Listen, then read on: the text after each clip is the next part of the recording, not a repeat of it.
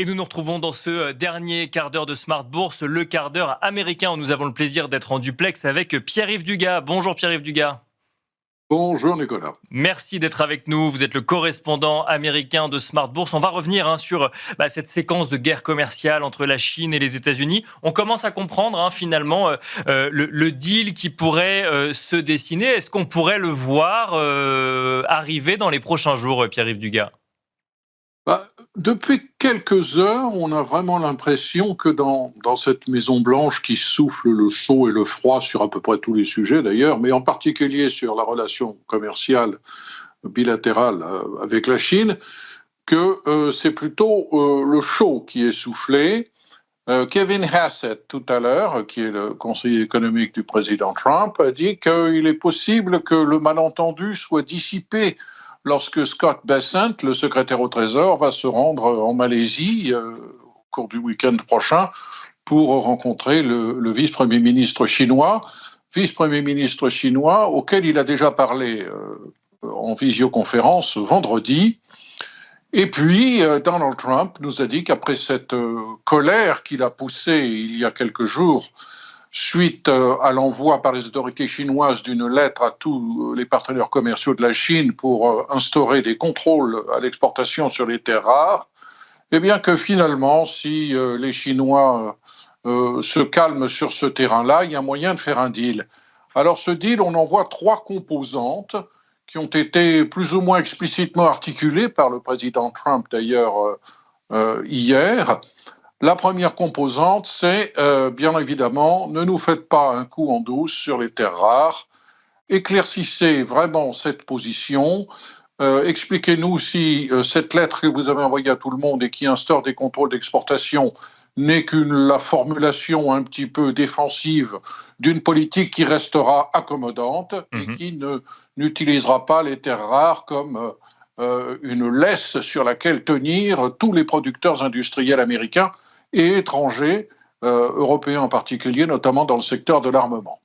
Deuxième geste que l'administration Trump voudrait voir faire par les autorités chinoises pour faire un deal, ça serait d'annoncer des mesures très fortes en matière de contrôle des exportations des composants chimiques qui entrent dans la fabrication du fentanyl. Ces composants sont exportés par la Chine à destination du Mexique en particulier, mais d'autres pays d'Amérique latine. Et ils ont provoqué une colère, il y a déjà, ça remonte au mois de janvier, par le président Trump qui a imposé 20% de ces surtaxes à la Chine en raison de cette pratique chinoise. Il voudrait que l'on punisse bien davantage les fabricants de ces produits chimiques. C'est quelque chose que le président chinois, Xi Jinping, pourrait faire et qui ne lui coûterait pas grand-chose en termes d'exportation chinoise.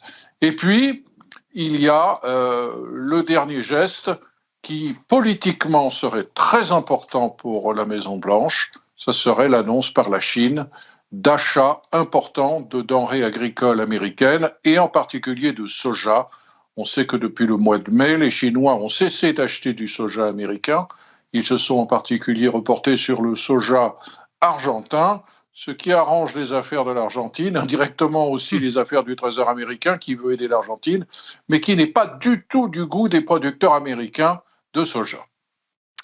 Est-ce que du coup, on pourrait imaginer avoir un accord dans les prochains jours, Pierre-Yves Dugas ? Alors, il y a certainement les bases d'un accord qui pourrait être articulé au cours du week-end prochain en Malaisie. Et puis, il y a cette grande rencontre que l'on prévoit plus tard en Corée du Sud entre le président Trump et le président chinois. Rencontre qui pourrait, sommet, qui pourrait être l'occasion d'annonces fracassantes. Mais on sent que Donald Trump a envie de faire des deals. Il a envie de faire des deals, même si les deals ne sont pas toujours ficelés, même si les deals sont un peu bancals. Il suffit qu'il décide que l'accord à minima ressemble à un deal pour qu'il le baptise en tant que tel, quel que soit par ailleurs ce que le pays avec lequel il négocie décide de l'appeler. On l'a vu par exemple sur le Vietnam, on l'a vu sur le Royaume-Uni. Si Donald Trump décide qu'il y a un deal, on va appeler ça un deal et les Chinois l'appelleront comme on voudra, mais il pourra le vendre à l'opinion américaine en tant que tel. N'oublions pas, Pierre-Yves Dugat, qu'on est toujours dans une situation de shutdown aux États-Unis. Ça fait plus de 20 jours à présent et il ne semble pas y avoir de solution en vue pour le moment. Alors, là encore, Kevin Hassett, il y a quelques minutes, le conseiller économique du président Trump, nous a dit « Je pense que nous allons trouver une solution cette semaine. » Alors, on a un petit peu cuisiné.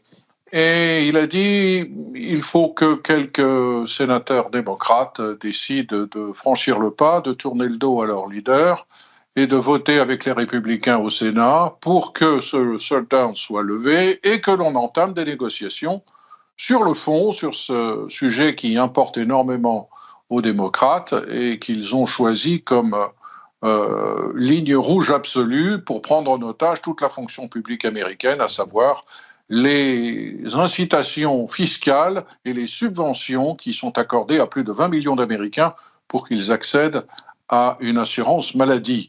Kevin Hassett peut-être a fait un peu de wishful thinking, c'est la méthode Coué.